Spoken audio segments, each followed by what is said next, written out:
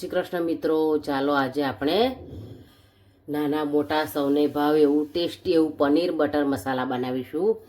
એની માટે મેં આ ડુંગળી લઈ લીધી છે। આપણે ડુંગળીને આ રીતે ઊભી સ્લાઇસમાં કટ કરી લઈશું। ટામેટાને પણ આપણે ઊભી સ્લાઇસમાં કટ કરી લઈશું। આ રીતે તેલ લઈશું,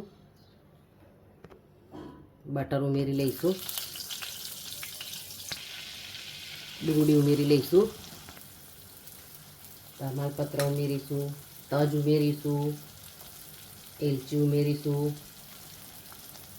મરી ઉમેરીશું, લીલા મરચાં ઉમેરીશું, આદુ ઉમેરીશું, લસણ ઉમેરી લઈશું,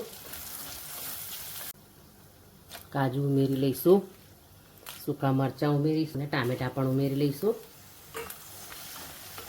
મિક્સ કરી લઈશું, મીઠું ઉમેરી લઈશું, લાલ મરચું પાવડર ઉમેરી લઈશું અને ધાણા જીરું પણ ઉમેરી લઈશું। બરાબર મિક્સ કરી લઈશું।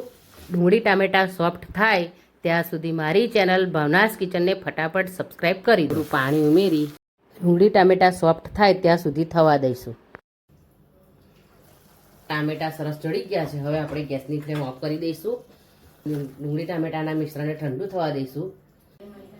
ગ્રેવી સરસ ઠંડી થઈ ગઈ છે। હવે આપણે મિક્સરમાં લઈને એને ગ્રાઇન્ડ કરી લઈશું।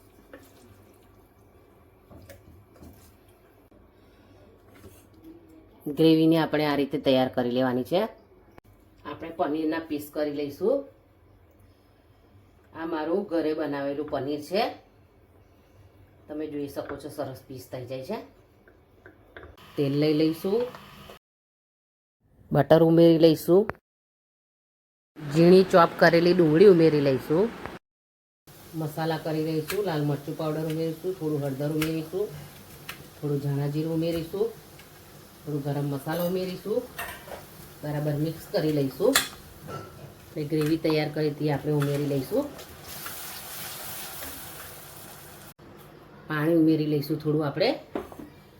હવે આપણે એને બરાબર થવા દઈશું। પનીરને આપણે મેરિનેટ કરી લઈશું। એની માટે લાલ મરચું પાવડર, થોડું હળદર પાવડર, થોડું ધાણા જીરું અને થોડું ગરમ મસાલો ઉમેરી તેલ ઉમેરીશું। એમાં મીઠું પણ ઉમેરી લઈશું આપણે અને થોડું મિક્સ કરી લઈશું સરસ। પનીર સોતે થઈ ગયું છે, આપણે એને બહાર લઈ લઈશું। આપણી ગ્રેવી સરસ તૈયાર થઈ ગઈ છે। હવે આપણે એમાં પનીર ઉમેરી દઈશું। પનીરને સાંતળવું ના હોય તો ખાલી મેરિનેટ કરીને પણ તમે ઉમેરી શકો છો। કસૂરી મેથી ઉમેરી લઈશું આપણે, મિક્સ કરી લઈશું। આ ઘરની ફ્રેશ મલાઈ છે એ મેં ઉમેરી છે 1 ચમચી। આપણે ધાણા ઉમેરી લઈશું।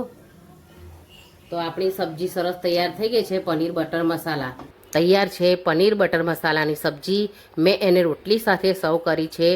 તમે એને પરાઠા સાથે પણ લઈ શકો છો। એક વખત મારી રીતે ચોક્કસ બનાવજો।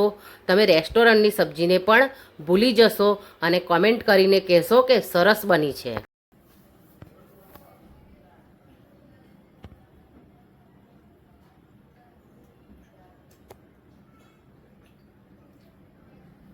મારા બાએ છે ને પનીર ટિક્કા મસ્ત બનાવ્યું છે, તમે પણ એને એકવાર ટ્રાય કરીને બનાવજો અને કેવું બન્યું છે અમને કોમેન્ટમાં લખજો।